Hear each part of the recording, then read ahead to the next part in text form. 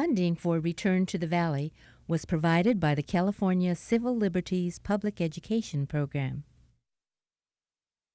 Community Foundation of Silicon Valley Donor Advised Accounts, and the Henry and Tomoe Takahashi Charitable Foundation.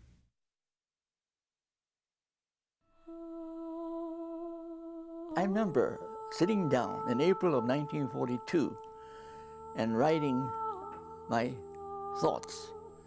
And one of the thoughts that I had was that no matter what happens, we make the best of it, you see. In triumph or disaster, treat those two imposters just the same.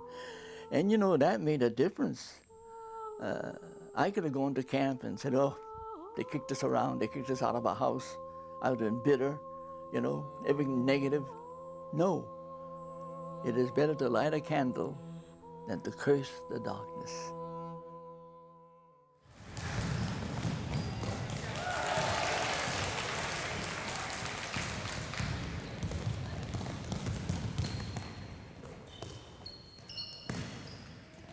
It's a typical Saturday game between the Zebras and Tigers, a scene that could be taking place anywhere in America.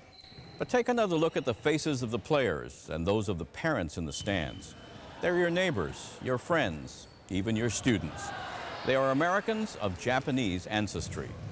More than a half-century ago, the grandparents of these children journeyed back to the Santa Clara and Salinas valleys and Central Coast region. Many had just been released after being confined for 3 years in imprisonment camps. They had lost everything, their homes, farms, businesses, but not their personal dignity and not their human spirit. Join me for a look back at this region before the days of high tech, when Japanese Americans returned to what was once their home, not to resume their lives, but to start all over again.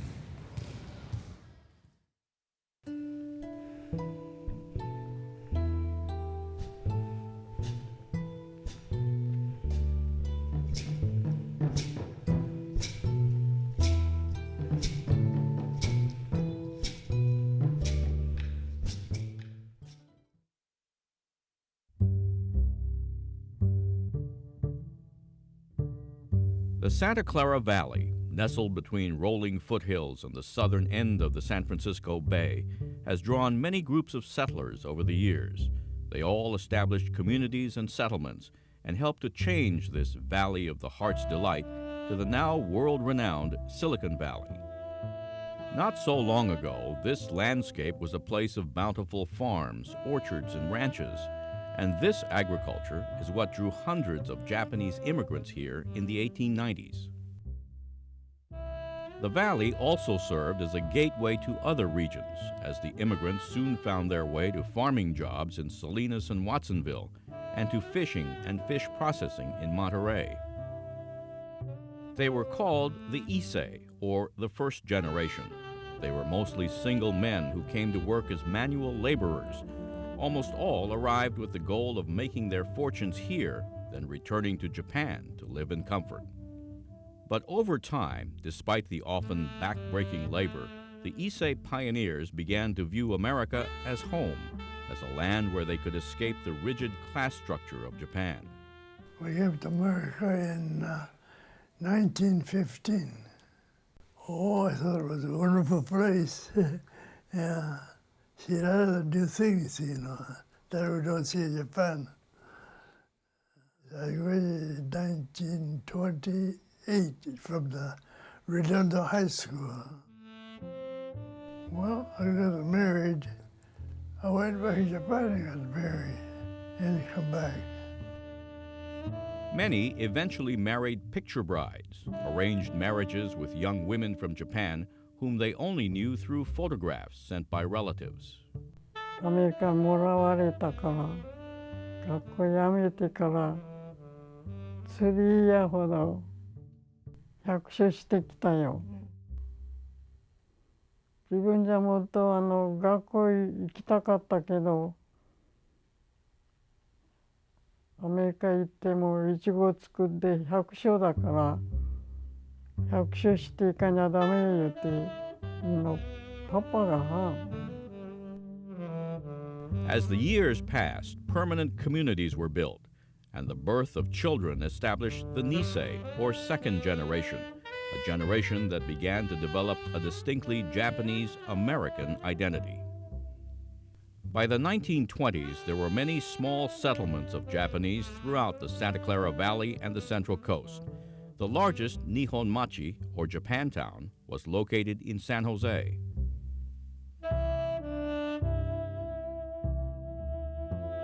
Some of the Issei had finally saved enough money to open small stores, laundries, boarding houses, and restaurants. In Monterey, several Issei were able to purchase their own boats, while others opened the Sea Pride Cannery, the only Japanese-owned sardine canning operation. The Japanese-American community weathered the difficult times of the Great Depression. Agriculture was the main source of income for the Issei and their growing families. Often working marginal lands, sharecroppers and laborers grew everything from vegetables to cut flowers, and 95% of the state's strawberry crop. The Issei became the backbone of California's agricultural industry.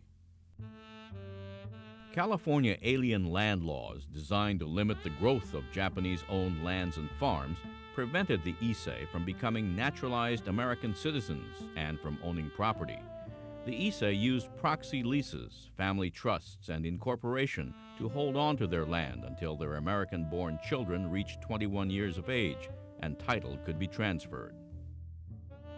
By the 1940s, the hard work of the Issei was beginning to pay off.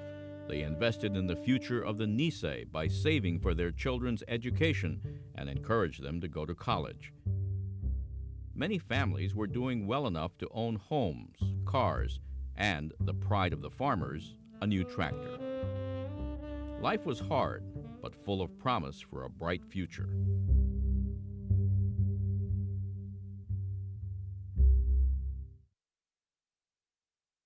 December 7th, 1941, a date which will live in infamy. The United States of America was suddenly and deliberately attacked by naval and air forces of the Empire of Japan.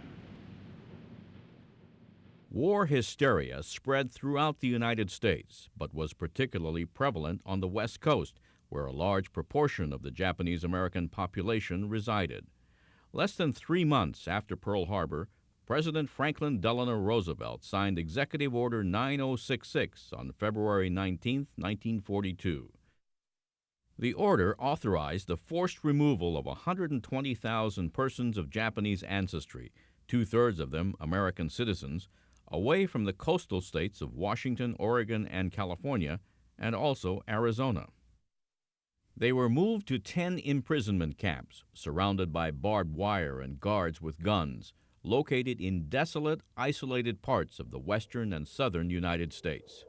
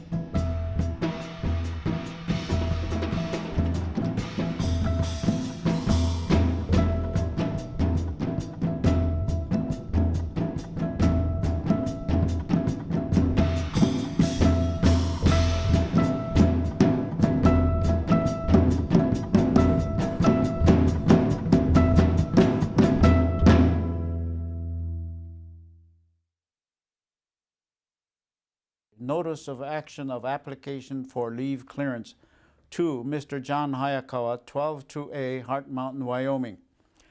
Your application for leave clearance has been approved. You are eligible to indefinite leave of residence or employment anywhere in the United States except prohibited military areas, the Eastern Defense Zone, and the Southern Coastal Zone, which means I am free to go home. They have now announced that the coast is reopened to the evacuees from January the 15th of 1945. And so this is the leave taking of the evacuees going back to their homes. And naturally those who had homes to go back to were the first ones who were able to leave Topaz, and they're leaving Topaz in this fashion.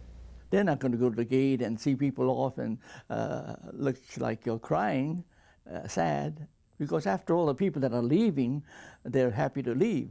And so they were happy to wish them well. Good luck. See, that's what happened. And we took the regular train. We have movie shots taken at that time. And then we stayed overnight in Salt Lake City and then got back to San Francisco. I remember upon leaving the camp, Poston 2, and I was en route to Michigan. My sister and I, we had to stop to have lunch. And so then as soon as we walked through that door, they screamed out that we don't serve Japs. And of course, you know, we felt horrible. And we wanted to cry, but we just walked out with our heads down. It was very, very depressing. For many families, coming home was not easy. Those who returned to the West Coast found a changed America. California, after the war, was very hostile to us. Japanese Americans returning here. It made it very tough for us. And right after the war, we couldn't buy homes. It was almost impossible to get a good job. When we hear stories like the veterans coming back from the war, and they were kicked out of the barbershops and stuff like that, I said, geez, what is, you know, that's very mean, you know. Well, when my husband came home from the Army, he was using the car and he was running out of gas, so he pulled up to this station, and the boy that was working there says, well, you might as well just take off because my boss says don't sell to any Japs. And my husband says, well, you better call the cops because I'm not gonna move. He says, I just come back from service overseas and I even left a brother in France. He says, I'm not gonna move. So finally, after a big to-do, he got his tank filled. That's hard to explain to young people now what it was like 60 years ago. The conditions, people, you know, like people that are in their 20s and 30s now are saying, oh, how could that happen to you? You have civil rights, you have a right to speak up and all that. But in those days, if you did speak out, you'd probably be taken away by the authorities. That's just the way it was. There were a number of these night rider attacks, and Joe Takeda's house. A car drove by, night riders.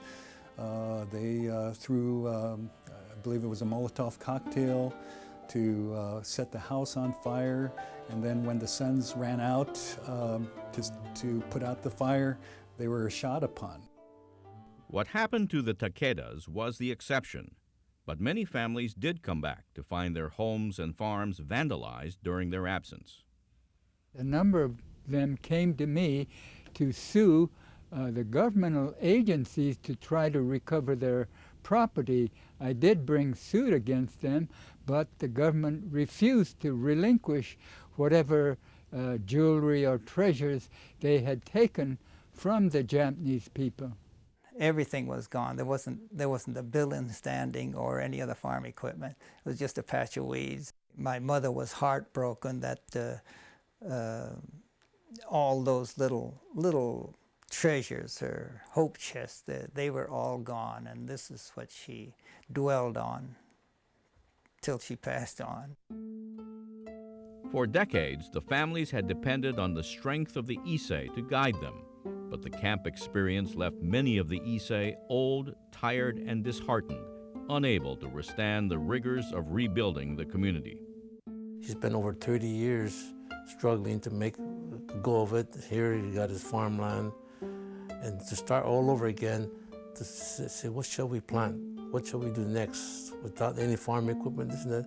It was quite a chore. I think it was quite an undertaking for him. Financially, I don't think he had that much money left after he came back from camp. So he took to drinking a lot. He drank a lot, which I think took his early life, because at 67 he passed away. Well, he says that didn't have any place to go after the closing of the camp. So they brought them here to San Jose, to the county hospital. They were stuck in there, rows after rows of beds, and they have no living relative, or someone would look after them. And that is one of the saddest situations I ever saw.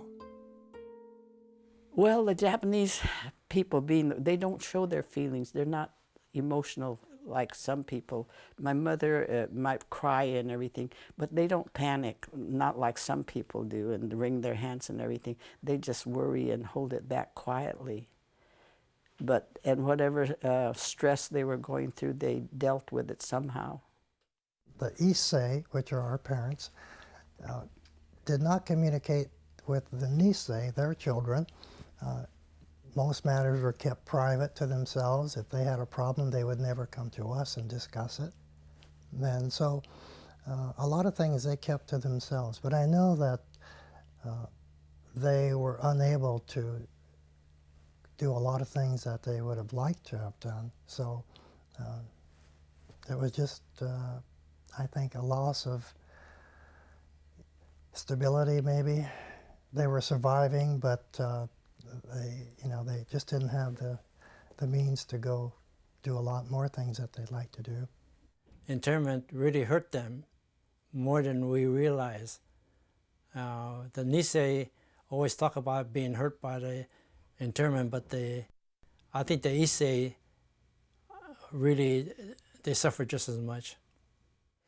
Well, people mention about bitterness, and then like my dad and the other Isseis and all of them, they say if you have this bitterness, that's the foremost thing in your mind, and you can't go on. You have to go on with life, and if you hold that bitterness, you wake up in the morning with it, you sleep with it, and so that bitterness, it had to be, it's there, but it can't overtake you.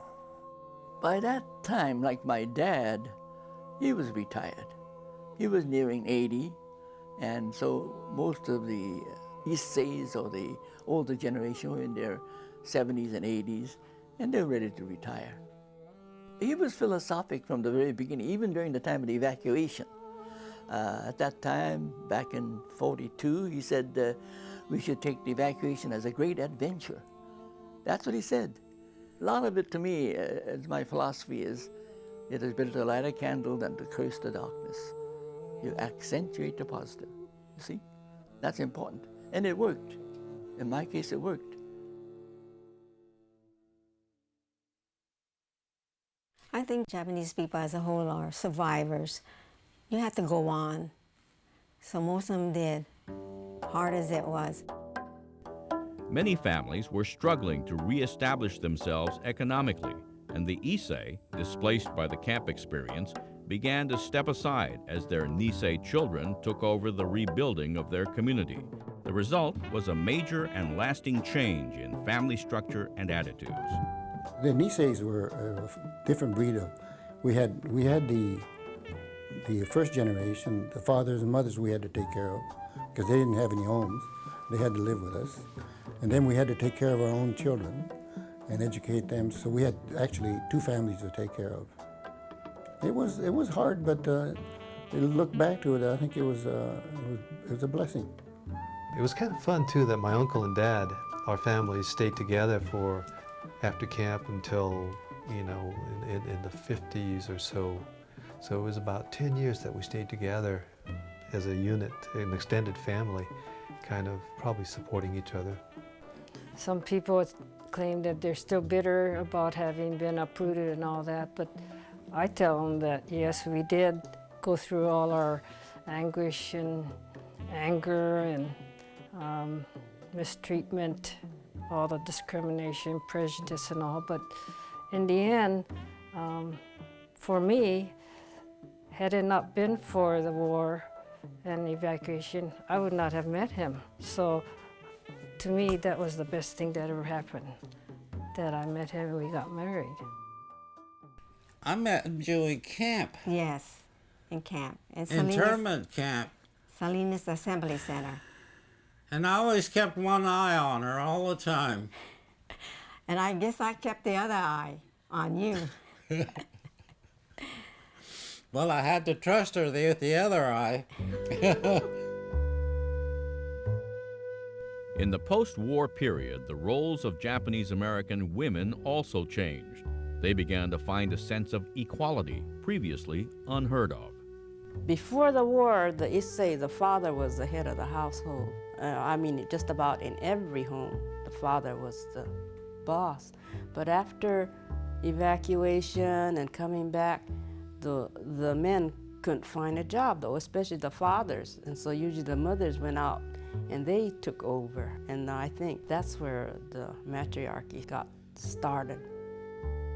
After the war, I guess more outspoken and everything, but they didn't hold back as we did earlier. At one time my dad said a woman is not supposed to talk back or to, interrupt the men when two men are talking, you know. You have to sit back and listen and not say anything. That's it. Well, what would the mothers do if they're going to fall apart when, you know, a lot of people, the fathers were taken away? Mm-hmm. My goodness, you know, you really have to be tough. Well, I got stronger after Fred left, though, because I had to do everything. Yeah, you know. There were quite a few ladies that did go out by then. Before that, we usually had to stay home and raise the family and all. But about the time I went to work, there were quite a few of my friends. They were working elsewhere. Well, maybe that was our civil rights, you know. We're equal now. We weren't willing to just sit back, put in our 2 cents worth. In Mom and Dad's case, naturally, that's the way they were brought up. But in our case, we were trying to do 50-50, so to speak, and I think that made a difference too, how the kids were brought up. Actually, things had changed so much. Like I always used to joke about, well, yeah, she had to walk 5 steps behind me and all that. But you know, all that had that tradition had all gone. And my wife, as I say, she raised the kids and all. And if anything good came out of the kids, it came from her. The thing she always mentioned to the kids, I was the boss, but the kids really knew who the boss was. Despite incidents of discrimination and hostility, some communities welcomed the Japanese Americans and helped them to resettle. We got back and we had to start over again. And thankfully we had our own home in San Francisco, so we were able to get back into regular life again. So it was not, it was like everybody else. It was a difficult time, you know, but that time we were young. See, we were not our age now. We were in our, 30s or 40s, see, we were still young. We reopened the San Francisco store on July the 15th of 1946. On Fillmore Street, which is 2 blocks further away, there's a stationery store run by a white couple. And when we walked in there, oh, they were glad to see me. And they were, I think he gave me something. But you see, that was the kind of treatment we got, you see? And then I went to the wholesaler, to Walton & Moore dry goods store, and oh, they were glad to see me. And they said, golly, you know, are you going to go back into business again? She would like to help you. You see, again, I keep on saying I had so many good experiences that I can't remember the bad experience that I had. We had such good friends and neighbors. Our good friend, Mr. Jeweler, he farmed our land all the time we were gone. And the money he made or the profit he got from the farming the land, I don't know positively, but I give him credit for rather than sending the money to my father, he must have made payments on our ranch. And so by the time we got back, the land was paid for. In town, we had a very good doctor, Dr. Oscar Marshall, who had a lot of Japanese patients. And his wife, Opal, she was quite active politically, and she helped Japanese that were coming back in all ways that she could. You know, if it weren't for people like that, I don't think we could have made it.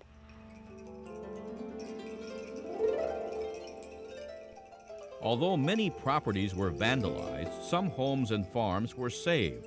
The Hirosakis, a successful farming family in Gilroy, had purchased the tea house from the Japan Pavilion at the 1939 World's Fair in San Francisco. Dad was farming and doing well at that time, and then he and several other families purchased parts of the pavilion, and then came home with a truck one day full of doors and windows. We had about 7 or 8 families living here, sharecroppers they called in those days. And then they're the one that boarded up the house, and they left in May or June of that year. Dad came back to California, and he said the yard was full of weeds as tall as him. I heard that the workers thought it was some kind of a temple or something, so they were scared to come in to the garden. Nothing was disturbed.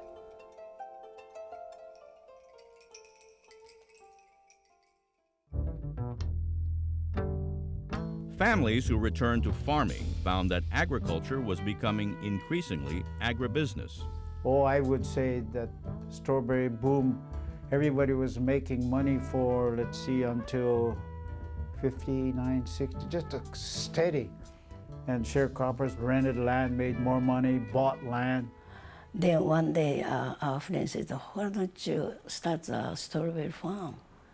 You know, if you have strawberry farm, they give house. You know, but we never had a farm, so we don't know how to grow strawberry. The 3.5 acres we had was weeds, just full of weeds. So the first week we were there chopping weeds, and finally we chopped them all down. We found what a strawberry patch looks like. When you're in high school, you want to play sports. So my father said, you know, you have a choice. You can play football if you want to, but we need your help here. But you choose. Not much of a choice when you're given that kind of a description, because you know that you need it there. And farming, strawberry farming is a very expensive proposition, and the money has to be up front all the time. So I know Dad spent an awful lot of time sometimes going to the bank trying to negotiate a loan again, even though in some years it was very easy, but other years it was pretty lean. And we could tell when we were doing well because we'd get a new car. And I know that 1951 and 54 were very good years because we got brand new cars in those 2 years. And then it was a long time after that. Well, in those days, all my neighbors, they're farming 15 acres of land, and they're making a living, see? And when you get into the 50s and 60s, these small farmers had to give up their acreage. They more or less leased their properties, and later on, when the property value got a little higher, they decided to sell it, since they couldn't quite make the income. In Monterey, circumstances were just as difficult. Fishermen who returned saw the depletion of fish and abalone stocks starting to happen, and those who had once owned their own boats had to swallow their pride and accept any available work. My husband had a job before we came back to Monterey, So that was all right. That made it easy. After the war, very few Japanese Americans went back to fishing, primarily because they didn't have boats to fish with. It was quite a bit different after you owned a boat and ran it. You didn't want to do work for someone else. There were a couple successful fishermen who went back, and one of them retired as a fisherman. He was very successful. Frank and Royal Manaka were part of only a handful of men who went back to fishing. Frank, a seasoned skipper, eventually owned a new boat, the Western Explorer. He fished up and down the California coast and was able to provide much-needed work for many men. But for the most part, the Japanese-American presence in the fishing industry was over.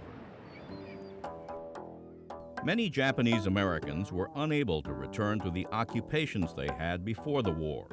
It was almost impossible to raise the capital needed to return to large-scale farming or fishing. Instead, the majority of Nisei struggled to find work in other fields. There was a lot of discrimination. There was discrimination, not that they would threaten us, they just said no, just we're not hiring. I myself in the construction industry encountered quite a strong opposition from the union, because the union rule says no Japanese allowed in the carpenters union. So coming back after the war in '46, knowing that, I went back again to Union Hall, and the business manager was still the same one that was there before the war, Jurgensen and Swain. So I asked them, no, I'd like to get my union card, and they just told me on term that you just get your butt out of here, so we don't give you cards to people like you, so that's it. So finally, around the fall of '46, they finally said, okay, you find a job in the union shop, then we'll give you a union card. I went down Santa Clara Street and I saw a job. I thought, this is probably be my type of work. So I went there and asked the guy for a job. He says, sure. He says, you got your tools? He says, come to work for us. He said, we need you right away. So that changed the attitude of all the union people. So eventually all the union opened up for everybody. So that kind of broke the ice. The unions, I think, had more to do with whether we can work in Caucasian shops or dealers or whatever. I think the union just tried to keep us out. So I went and opened my own business, C&D Auto Service in San Jose. It's just a belief I have that if you do good work, word gets out and you got the business. But you have to believe in yourself first. If you're not going to believe in yourself, nobody else is going to do it for you. Well, as soon as I got out of the Army, I went and looked for a job at a nursery. I found out that it would be easier to go to school rather than to be a laborer on a nursery. So I took my GI Bill of Rights and went to Los Angeles to national schools to learn mechanics and diesel engineering. Well, I got back here, and my brother above me was discharged about the same time, and we went to Food Machinery, we went to Libby's Cannery, we went to GE, we went to IBM, and all the big factories over here in Silicon Valley were not hiring Japanese Americans. So we had no choice. So I joined my brothers and started gardening. Well, I think the Japanese American men went to gardening because most of them grew on a farm. And I think they knew more or less about the plants. I think not the botanical names, but they knew just about how to prune and plant. And I think that was a business. There was no discrimination or anything, and people needed gardeners then. Well, I really didn't see myself farming for the rest of my life. I was sure there was something else out there for me, but I didn't want to just end up farming, although it's a good life. But I knew that I wanted to get into something else.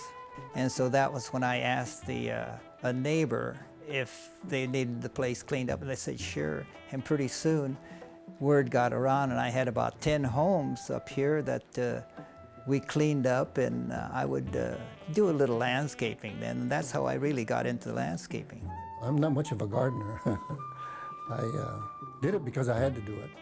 It was good pay. We were able to keep busy, but I always had in the back of my mind, I wanted to do something rather than to be a gardener. Well, I was gardening for a guy by the name of Frank Kavir, and Frank asked the maid there, do you know, asked the maid, asked me if I knew of any Japanese American that would like to work for an all-white company, Hewlett Packard. Well, I said, sure. And I pointed my finger at my face, and they accepted me, and that's how I got the job. I was the first Japanese American, probably in Silicon Valley or maybe all up the peninsula, that had a professional job at a factory. And I was kind of the guinea pig, and therefore I had to stand up for myself. I also had to stand up for all the rest of the Japanese Americans that were going to get jobs at big factories. I kind of felt like I had a load on my back, and for years I felt that I was representing the Japanese Americans, and I worked as hard as I could, and honestly as I could.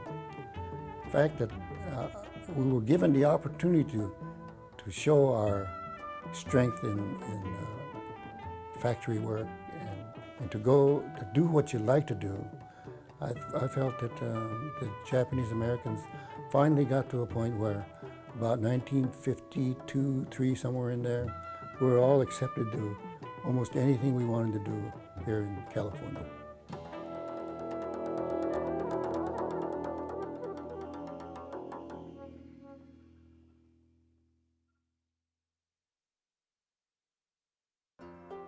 We moved to San Jose to open the store in July of '48. The customers at that time, many of them were older Issei or first-generation Japanese Americans, and they didn't speak English as well. So they felt much more comfortable coming to our store, and besides, they were from the farm. Remember, at that time, Santa Clara Valley was still an agricultural community, and so we had customers come in to buy Levi's and work shoes, underwear, and things of that sort. But later, you know what happened? The big shopping centers came up in the '60s. So then we said, well, you have to change our tactics. So we decided to carry Japanese merchandise from Japan. And so that's how it became an Oriental store. And we had people coming in to shop for kimonos and happy coats and martial arts, you see, and that saved the bell.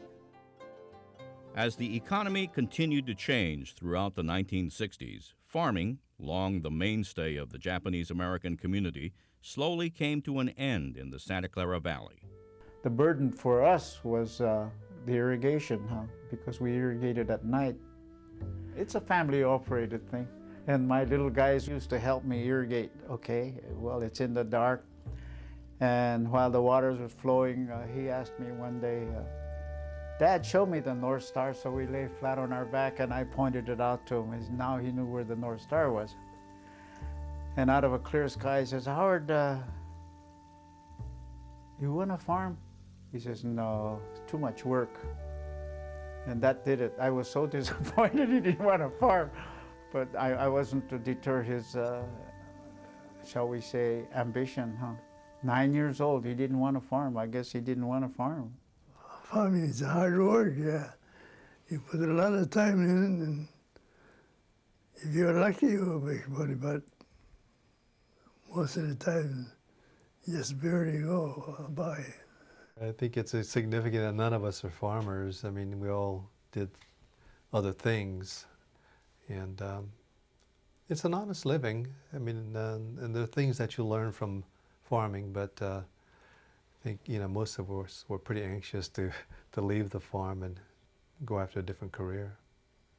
Well, 60s, 70s, I would say a couple hundred acres okay, But when I got into the 70s and 80s and in 80s, when I retired, you had to farm 500 acres or more. Otherwise, you had a very little chance. So when I retired, I told my son, I'm going to get out of farming.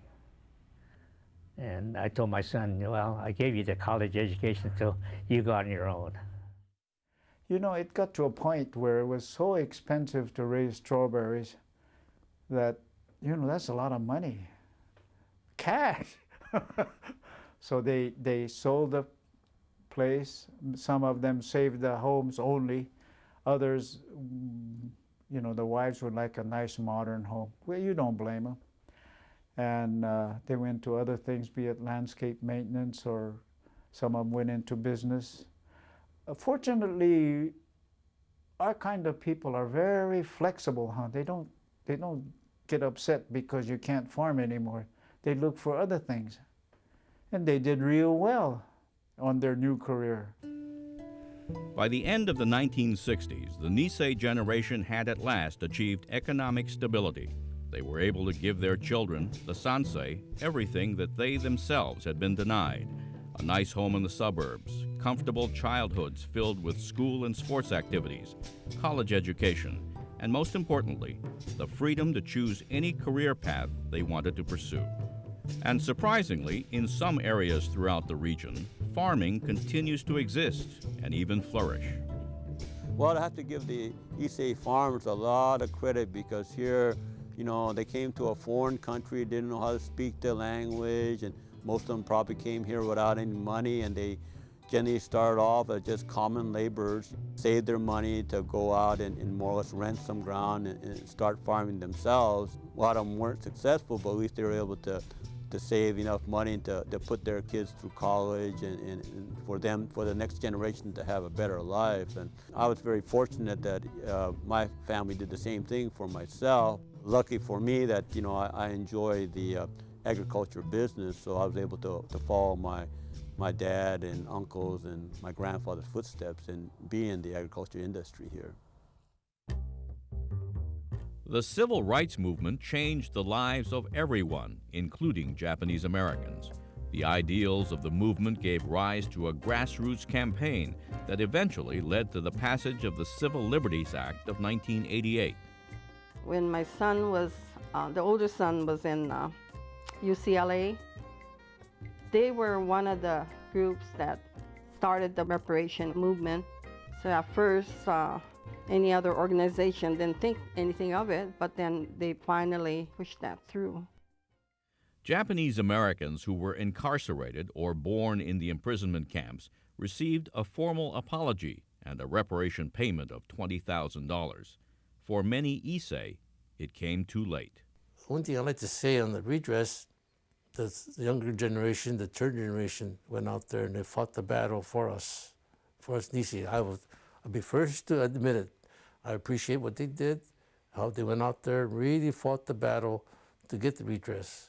Like Jimmy, I feel very, very appreciative and thankful to these young generation for having pursued it and brought it all the way up to Washington, you know, and get approval so we would get it. Although rightfully it would be our parents who should have got the money, not us, but now that they've passed on, you know, we were very fortunate to get that.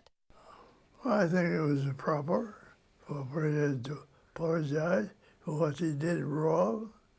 Some of the stuff that money can't buy, you know. So $20,000 payment from the government didn't help us much. It should. I guess we deserved it in a way because it was something that should never have been done. But for some families, it just ruined their lives. And how can you repay them? You know, it's a historical thing that I hope they'll never drop. They should always keep it in mind because things like that just happen. And I think now we have better control of the government. In those days, you really had no say. And you were just told what to do, and that's what you did. But I think now the media would jump all over you if you tried to pull something like that. So there was some good came out of that. It's a good experience and a good learning lesson as far as the rights of citizens in this nation. Well, I think that prejudice, hate, hysteria should not have any part in making decisions. There's more that needs to be done, and hopefully this becomes the baseline, this becomes a foundation for people to look at and say, when my mom says a nice thing for the president to sign a letter apologizing, and that the compensation was okay, but it could never repay the kinds of losses that the Japanese American had incurred. But it was symbolic.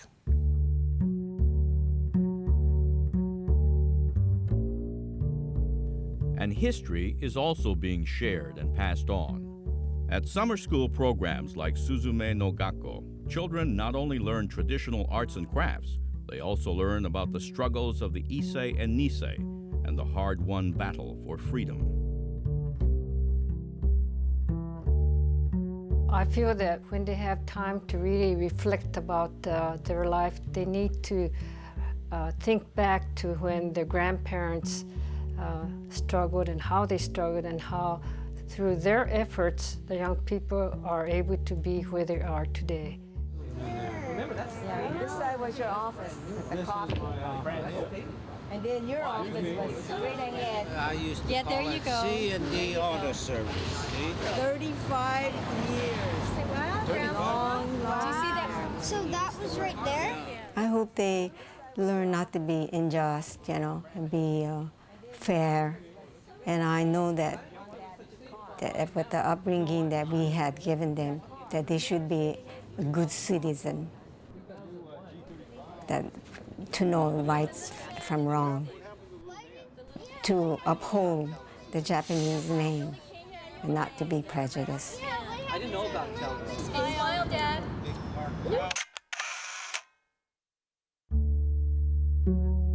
Young people today enjoy a level of freedom far greater than their grandparents had, but their civil rights and civil liberties have come at a very high cost, paid by veterans who felt the need to prove they were American. I never felt that I wasn't an American. I'd grown up as one. I didn't know anything else. And the fact that the military decided that they had to kick everybody out of California or West Coast, that was kind of brutal. But in my own heart, I felt that we had to serve in the service, go to war. And when they allowed us to volunteer to go into the 442nd, why, that was our way of more or less proving that we were the same as anybody else. Watsonville in the 1940s had only about 4,000 residents, yet an astounding number of young Japanese Americans from this small town served in the armed forces during World War II. The Kizuka JACL Senior Center proudly displays an honor roll commemorating Watsonville's veterans. It took me good 4 years to gather the names, and I gathered 201 veterans from this local area. I was very much surprised that we had so many veterans from our little town. Well, I think they stepped forward because we felt that we had to do something to prove our loyalty to this country. After all, we were born here, and we're American citizens. It was very unfair for the United States to classify us as an enemy alien, as the draft board did. So my feeling is that most of them went into service, and they did their best to prove their loyalty to this country. The Senior Center was organized by my dad in 1971. It was originally called the Issei Senior Center. He felt that to prove that the Isseis were loyal to this country, he formed the choir. He wanted them to learn God Bless America.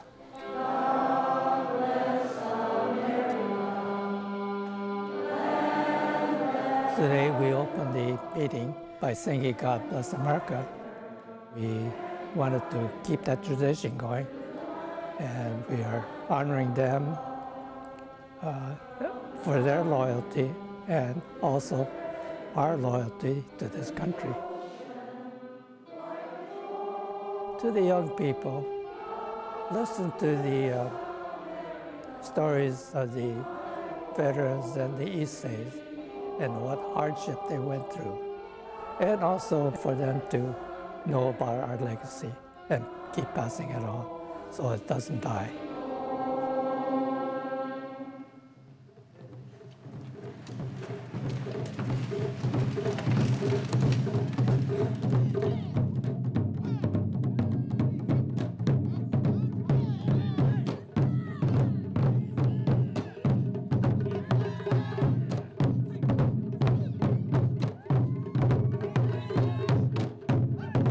Japanese American culture has survived and transformed itself to the needs of the current generation. San Jose's Nihon Machi, one of only 3 Japantowns left in the country, still remains a cultural center. Festivals like Obon and other activities keep Japanese American culture alive for the younger generations. This festival provides a way of passing on our tradition. It's been celebrated here for about 50 years. In that time, the first generation Japanese Americans celebrated this Obon.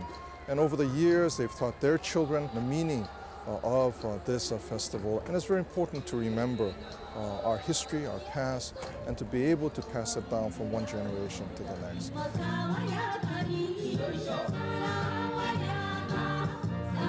Our family comes to the Obon Festival every year because for us it's so many things wrapped into one. It's a family reunion, it's a reunion with our friends and the whole community, and it's a positive experience for our kids because it exposes them to a lot of the culture here in San Jose with the Buddhist temple. This celebration remembers, at its core, remembers family members who have passed away. It is an expression of gratitude and appreciation, and this too is an important value that we pass down from this generation to the next.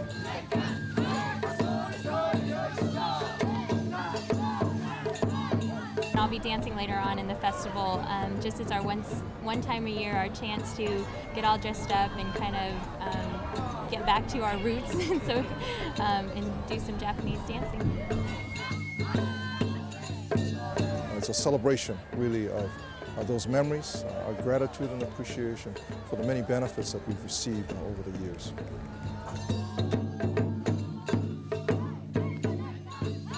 From humble beginnings as farm laborers to their forced removal and disruption of community and family lives, Japanese Americans have made a home and a place for themselves in the United States. Their story is about embracing an identity that is both influenced by the ideals of this country and their Japanese American heritage.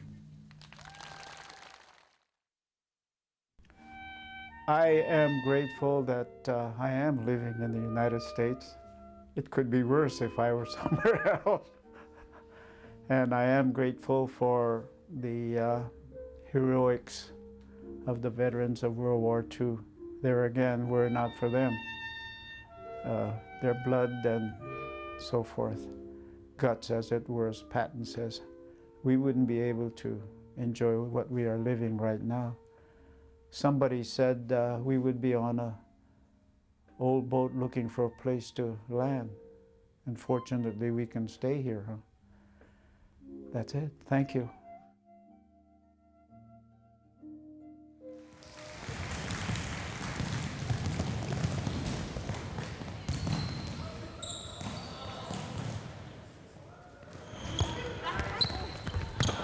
These children have not had to experience the same struggles as their grandparents. They have not had to fight the difficult battle for civil rights and civil liberties. Today, as Japanese Americans look back, they remember, reflect, and commemorate those who suffered and persevered, who gave their lives, and who ultimately stood strong in the face of prejudice and discrimination. Their story has become part of the American legacy. I'm Ken Kashiwahara.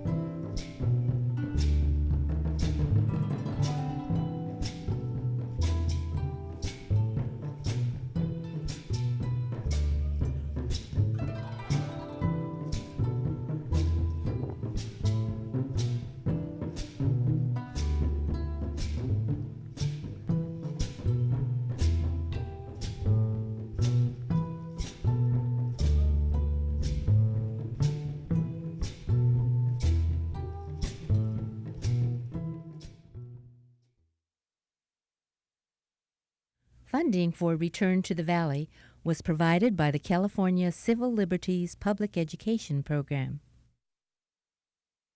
Community Foundation of Silicon Valley Donor Advised Accounts, and the Henry and Tomoe Takahashi Charitable Foundation.